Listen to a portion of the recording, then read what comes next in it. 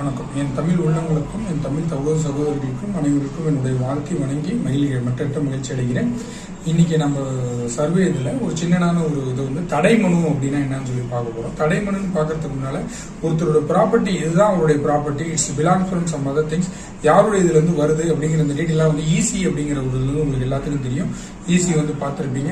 இப்ப நம்ம நண்பர் வந்து ஒரு ப்ராப்பர்ட்டி வந்து ஒரு 5 ஏக்கரா வாங்கியிருந்தாரு. அதனோட ஈஸி வில்லங்க எல்லாமே கரெக்டா இருக்கு, லீகல் ஒப்பீனியன் எங்க சைட்லயும் கரெக்டா இருக்கு அப்படின்னு சொல்லிட்டு நான் போயிட்டு ரெஜிஸ்டர் பண்ணணும் அப்படிங்கிற சமயத்தில் தான் வந்து ரெஜிஸ்டர் ஆபீஸ்ல என்ன சொன்னாங்க அப்படின்னு சொல்லி பாத்தீங்கன்னா, இந்த பத்திரத்துக்கு இதுக்கு வந்து ரெஜிஸ்டரா வந்து பாத்தீங்கன்னா உங்களுக்கு வந்து ஒரு சில ரெஸ்ட்ரிக்ட் பண்ணி தடைமனு கொடுத்துருக்காங்க அப்படின்னு சொன்னாங்க. தடைமனுனா என்னன்னு நாங்க அப்பதான் பார்த்தோம்.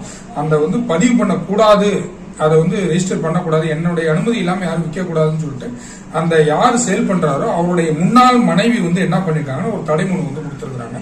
அந்த முன்னாள் மனைவி இப்ப கிடையாது, அவங்க வந்து